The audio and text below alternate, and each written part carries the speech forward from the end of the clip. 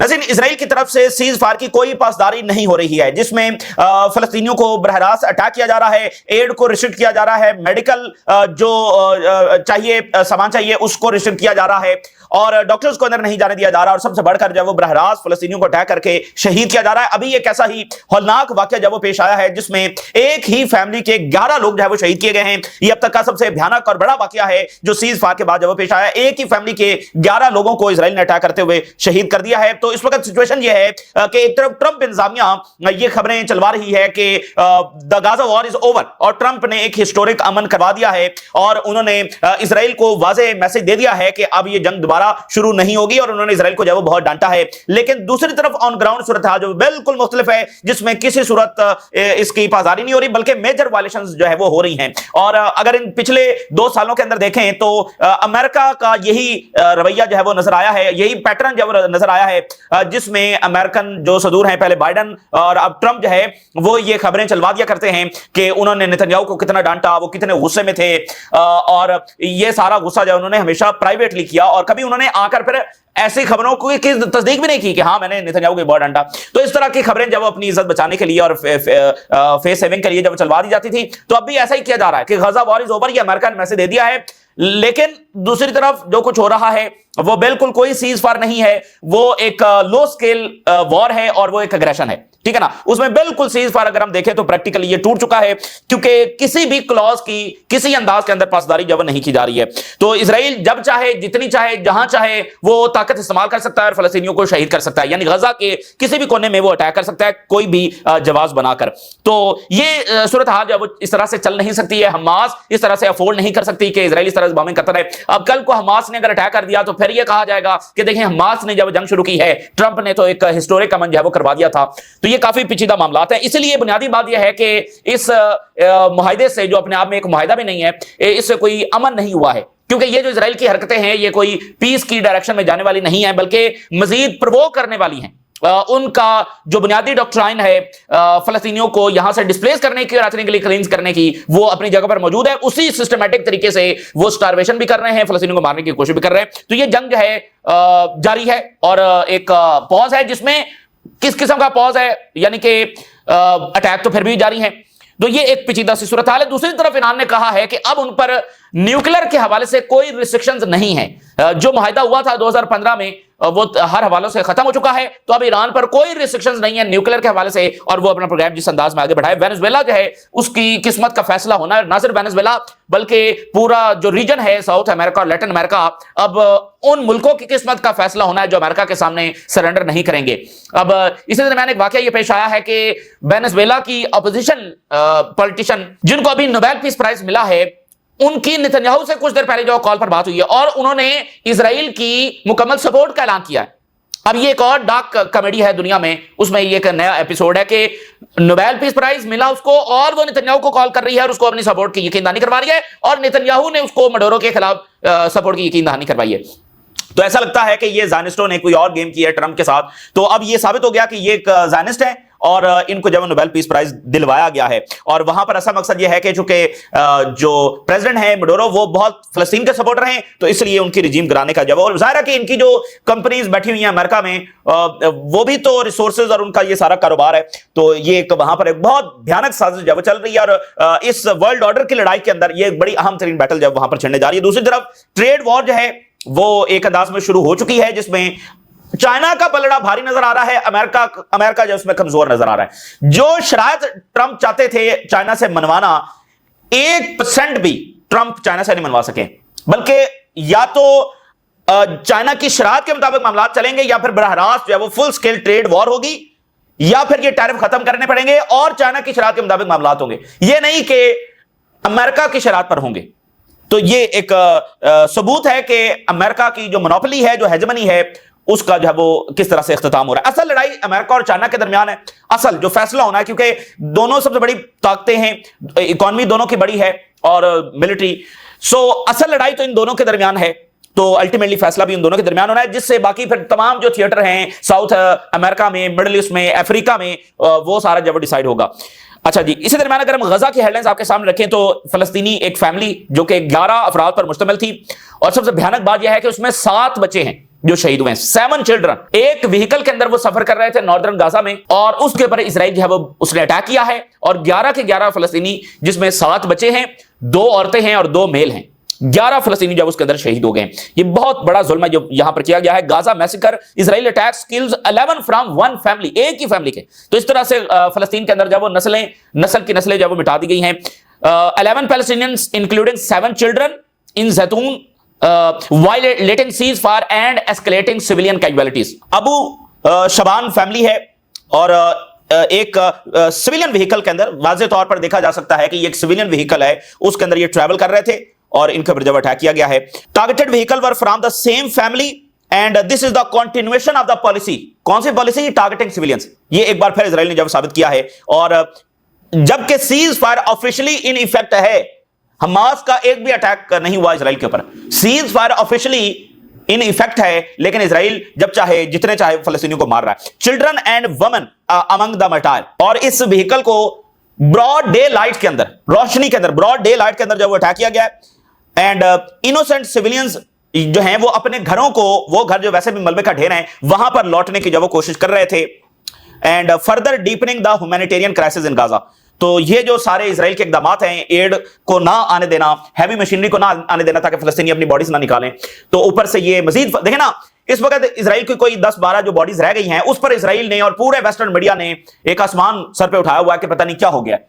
तो 40 फलस्तीनी तो ये 9-10 अक्टूबर से जब से सीज़फायर हुआ है, 40 फलस्तीनी तो इजराइल ने वहां पर शहीद कर दिए, और रोला उन्होंने डाला हुआ है 8-10 इजरायली कैदियों की बॉडीज के ऊपर, जिनको रखकर हमास ने कुछ नहीं करना है।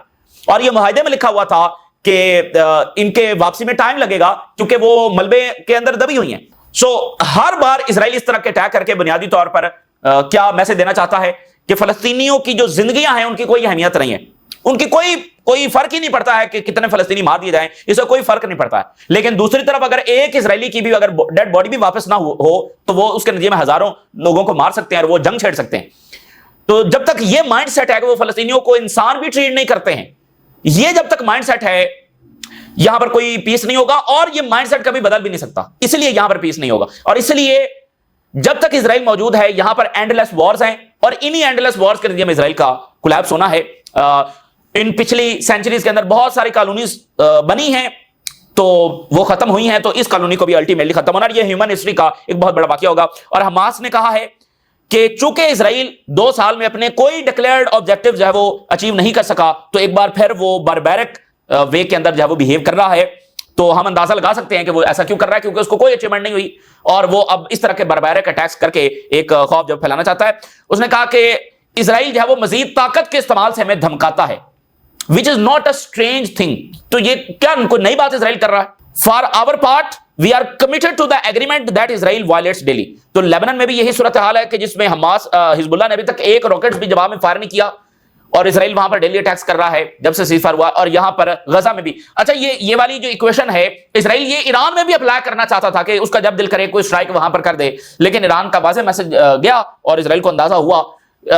ईरान ने कहा अगर एक भी स्ट्राइक हुई तो उसके जवाब में कई गुना बड़ा हमला हम करेंगे, यानी एक स्ट्राइक हुई तो आगे से 20 मिसाइल जब हम फायर करेंगे। तो इसलिए आप देखें जब से सीज़फायर हुआ है, एक ही सीज़फायर है जिसकी वायलेशन इजराइल नहीं कर सका, और वो ईरान का सीज़फायर है। तो वजह क्या है? वो ताकत है। तो अब रीजन मतलब क्या खामोश बैठा रहेगा, अब्राहम अकॉर्ड करता रहेगा और अमेरिका के साथ मजीद डिफेंस डील्स करता रहेगा, और इधर इजराइल इस तरह से वायलेशन करता रहेगा। अगर आने वाले किसी भी हफ्तों में जब अमेरिका से मुकम्मल ग्रीन लाइट मिलेगी तो वो फुल स्केल एग्रेशन शुरू कर देगा। तो यही स्कीम यहां पर जब नजर आ रही है। 2 एनालिसिस मैं आपके सामने रखता हूं। अल जजीरा की रिपोर्ट है कि no real oversight how Israeli forces conduct themselves in Gaza. ये जो सारे वाकयात हो रहे हैं, ये बता रहा है कि इजराइल जो है वो अपनी ताकत इस्तेमाल करेगा, ऑल फोर्स नेसेसरी, जब उसका जहां जितना दिल चाहेगा वो अपनी ताकत इस्तेमाल करेगा, if it choose so it also shows this issue of yellow line. तो अब जो उन्होंने एक येलो लाइन का इशू बना दिया, देखें हमें ऐसा लगता है या इस तरह से इस अप्रोच के साथ देखा जाता है कि ये वाकयात हैं जो इजराइल को मजबूर करते हैं अटैक करने के लिए,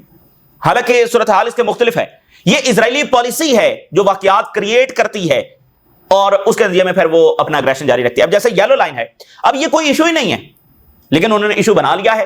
क्यों? क्योंकि वो पॉलिसी है, वो हर जगह पर अप्लाई होगी, हर जगह पर वो इस तरह के जवाब बना लिया करेंगे, क्योंकि पॉलिसी है कि हमेशा जब अग्रेशन करके रखना है और यहां पर कोई मीनिंगफुल मुज़ाकरात, अमन जब नहीं करना है, और इसका एक ही तरीका है। اور ظاہر ابھی تک ریجن اس راستے پر چلتا ہوا نظر نہیں آ رہا، اور وہ یہ ہے کہ وہ بیلنس آف پاور ریجن کے اندر تبدیل کریں اور اپنی ملٹریز کو اس طرح سے تیار کریں کہ جو اسرائیل کو یہ اس کی بدماشی ہے کہ اس پر کون اٹیک کرے گا، جب یہ صورتحال بدل جائے گی تو پھر یہاں بھی صورتحال بدل جائے گی۔ سو یلو لائن کو انہوں نے کل لائن ڈکلیئر کر دیا ہے کہ جو بھی اس کے قریب آئے گا you are going to be executed. اب آپ ذرا اس شفافیت کا اندازہ لگائیں، اور ادھر جو ہے وہ اکاؤنٹیبلٹی بھی ڈسکس نہیں ہو رہی، جو 2 سالوں میں ہوا ہے اس کو بھی ڈسکس نہیں کیا جا رہا، اور اوپر سے اسرائیل مزید اس طرح کی حرکتیں کر رہا ہے، اور وہ کرے گا۔ وائی؟ کیونکہ جب آپ ایسے وار کرمنلز کی اکاؤنٹیبلٹی نہیں کرتے تو وہ مزید انکریج ہوتے ہیں اس طرح کے مزید کرائمز ہے وہ کرنے کے لیے۔ پھر آپ دیکھیے فلسطینی جو پرزنرز ہیں، ایک طرف اسرائیلی پرزنرز ہیں جن کو بڑی صحت کے ساتھ، بڑی کیئر کے ساتھ جب وہ واپس کیا گیا ہے، اور اسرائیل نے پوری کوشش کی ان کو مارنے کی، اور وہ ایک ایسی جگہ پر رکھے گئے جو ٹنلز میں اوپر سے بمباری ہو رہی ہے، لیکن یہ تو فلسطینی قیدی جب وہ اسرائیلی جیلوں میں تھے ان کی حفاظت آرام سے کی جا سکتی تھی، لیکن ان کے اوپر ٹارچر ہوا، ان کی ہڈیاں پسلیاں توڑ دی گئیں، ان کو سسٹمیٹک سٹارویشن ہوئی۔ تو جو ویسٹرن میڈیا ہے، جو انٹرنیشنل میڈیا ہے، ایون جو عرب میڈیا ہے، وہ نہیں دکھا رہا کہ فلسطینی پرزنرز کے ساتھ کیا ہوا ہے۔ تو یہ وہ مائنڈ سیٹ ہے، یہ وہ مسئلہ ہے کہ جب وہ فلسطینیوں کو کوئی اہمیت ہی نہیں دیتے، ان کی زندگیوں کو، ان کے اوپر مظالم کو جب وہ ہائی لائٹ ہی نہیں کرتے، تو یہی وہ چیز ہے جو اسرائیل کو انکریج کرتی ہے، اور یہ اسرائیل اپنا بیانیہ مزید بڑھاتا ہے کہ فلسطینیوں کی تو کوئی ویلیو نہیں ہے۔ So conditions of Palestinian detainees downplayed in global arena. International media جو ہے وہ فوکس کر رہا ہے اسرائیلی پرزنرز کے اوپر جن کو کچھ بھی نہیں ہوا، بڑی کیئر کے ساتھ رکھا گیا، لیکن پھر بھی وہ بتا رہے ہیں بڑا مشکل تھا، یہ تھا، لیکن کوئی کوریج نہیں ہے کہ فلسطینی پرزنرز کے ساتھ وہاں پر کیا ہوا ہے اور وہ کہاں پر۔ اب آپ اندازہ کریں، پھر جب بشار الاسد کی حکومت وہاں پر گرائی گئی تو کیسے سی این این اور سارا میڈیا وہاں پر پہنچا، اور انہوں نے بتایا کہ بڑے مظالم ہو رہے تھے شام کی جیلوں کے اندر۔ تو یہاں پر سی این این اور باقی میڈیا کو یاد نہیں آتا کہ ذرا ان کی بھی خیر خبر آ کر لے لیں، اگر ان کو بڑی دلچسپی ہے جیل کے قیدیوں سے تو ذرا ادھر بھی آ کر دلچسپی لے لیں۔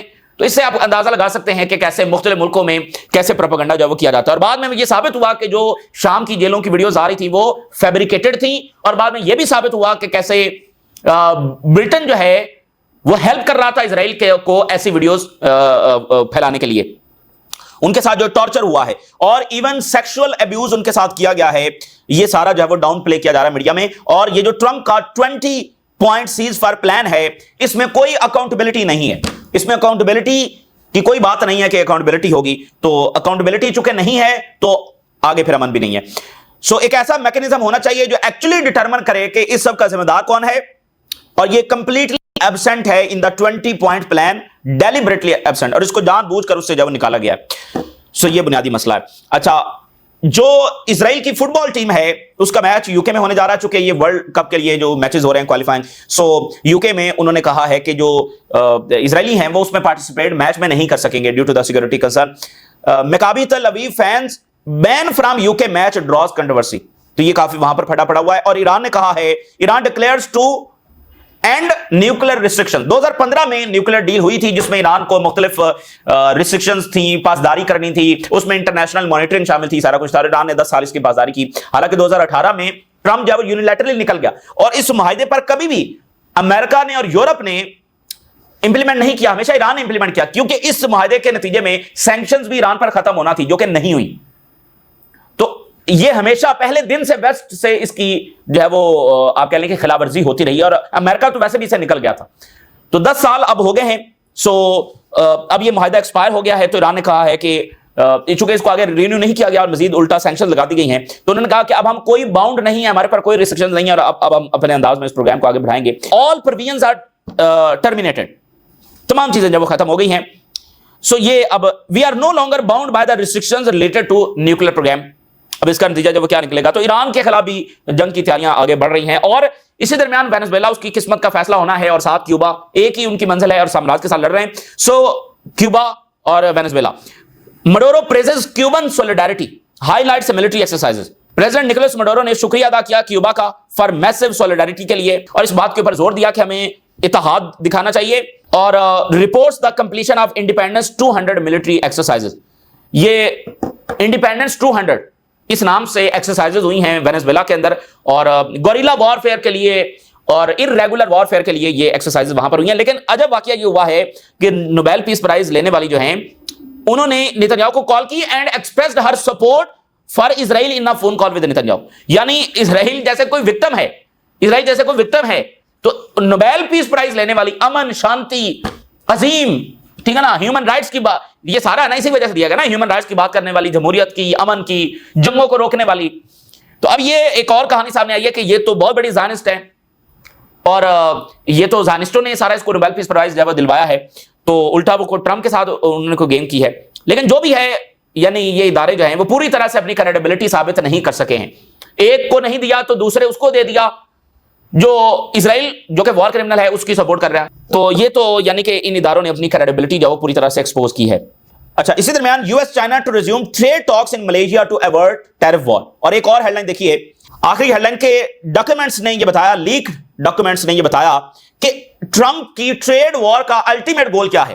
وہ یہ ہے کہ force Europe to choose between U S and China. یورپی یونین کو یہ مجبور کیا جائے کہ وہ چوز کرے چائنا اور امریکہ کے درمیان کسی ایک کو.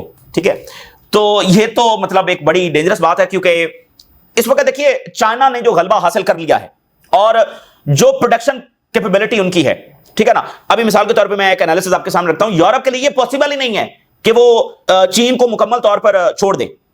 If Europe obeys to Washington, اگر وہ امریکہ کی بات مان لیتا ہے اور اپنے تعلقات چائنا کے ساتھ خراب کر لیتا ہے, it will ignite its downfall. یہ الٹا یورپ کے زوال کو اور تیز کرے گا. انڈسٹریز ول ڈائی, منرلز وہاں سے آ رہے ہیں, را مٹیریل وہاں سے آ رہا ہے, ٹریڈ ول وینش. دیکھیں آپ کہہ رہے ہیں بھائی امریکہ کی آپ بات مانیں گے کیونکہ وہ سب سے بڑی اکانومی ہے, تو چائنا بھی تو سب سے بڑی اکانومی ہے نا. چائنا کی اکانومی اب امریکہ کو اپروچ کر رہی ہے, تو آپ ایک اتنی بڑی اکانومی سے کیسے نکل سکتے ہیں. ٹریڈ جو ہے وہ وینش ہو جائے گی. Citizens will drown into scarcity and skyrocket cost, مطلب اتنی پروڈکشن چائنا سے آ رہی ہے کہ قیمتیں اتنی اوپر چلی جائیں گی. اور Europe will become a hollow puppet, ایک کٹپتلی بن جائے گا امریکہ کے ہاتھوں. Powerless and irrelevant on the world stage, یہ ان کے تھنک ٹینک سے لکھ رہے ہیں. اگر چائنا کو, مطلب دیکھیں پچھلی سینچری تھی, چائنا کے اوپر ویسٹ نے کالونی بنا لیا, سینچری آف ہیوملیشن کی. سو اب آپ دیکھیں اقتدار کیسے بدل رہا ہے. یہ رچ اور ویلدی یورپ اب چائنا کو نہیں چھوڑ پا رہا ہے, اور اگر ان کو چھوڑتا ہے امریکہ کے چکر میں, یعنی امریکہ یہ چاہ رہا ہے کہ چوز کرے ود اس اور اگینسٹ اس, تو مشکل پوزیشن میں یورپ کو ڈال دیا ہے. اور in chasing U S approval, امریکہ کو یعنی خوش کرنے کے لیے, the continent will torch its economy, یہ اپنی اکانومی پر ضرب لگائیں گے, ایروڈ اٹس انفلوئنس, اپنا انفلوئنس ختم کریں گے, اینڈ ایک ولنگلی ہوش و حواس کے اندر march into the strategic oblivion. تو یہ بہت ڈیزاسٹرس فیصلہ ہوگا یورپ کا. تو یہ ہے بدلتی دنیا کے ڈائنامکس, جس میں کولیکٹیو ویسٹ اسرائیل کی سپورٹ کے لیے موجود نہیں, اور نہ ہی وہ کولیکٹیو ویسٹ آج اتنا ویلدی ہے, اتنا پاورفل ہے, بلکہ ایشین سینچری کا آغاز ہے وہ کہیں نہ کہیں ہو چکا ہے اور مزید ہو رہا ہے. اب آپ دیکھیے نا کہ امریکہ اور چائنا کی ملاقات ہو رہی ہے ٹو ایورٹ ٹیرف وار. او بھائی ایورٹ ٹیرف وار کیا ہے, مطلب شروعات تو امریکہ نے کی ہے, اب ٹاکس کس لیے کر رہا ہے؟ اب ٹیرف وار کو ایورٹ کرنے کے لیے, یعنی اس سے بچنے کے لیے ٹاکس کیوں کر رہا ہے؟ یہ کون سا ایک ایسی جنگ ہے جو دونوں طرف سے شروع ہوئی ہے؟ بھئی یہ تو امریکہ نے شروع کی ہے, تو اب ٹاکس کرنے کی کیا ضرورت ہے؟ کیوں؟ کیونکہ بات نہیں بن پا رہی. امریکہ جو دکھانا چاہ رہا تھا کہ اس کی مکمل مونوپولی ہے اور وہ جھٹکے سے اڑا کے رکھ دے گا, جیسے یورپی یونین کو ڈیل کرنی پڑی, چائنا نے نہیں کی, جاپان کو کرنی پڑی, چائنا نے نہیں کی, اور ایون ساؤتھ کوریا نے وہ ڈیل نہیں کی جو امریکہ مانگ رہا تھا.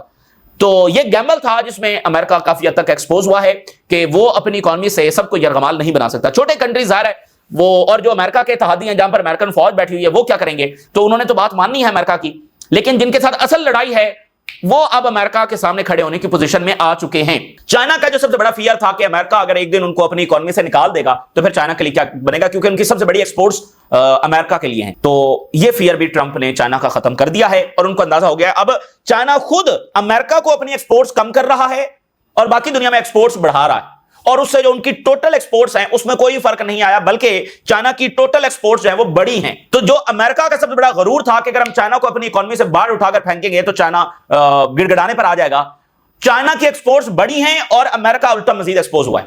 اس جو طاقت, جو خوف تھی خود چائنا کے لیے خوف تھا کہ بھئی اگر یہ ہو گیا تو کیا ہوگا, تو وہ خوف بھی امریکہ نے دور کر دیا ہے. تو یہ اس وقت کی تازہ ترین صورتحال ہے جو آپ کے ساتھ شیئر کیا. آپ نے رائے ضرور آگاہ کریں. اجازت دیجیے, اللہ حافظ.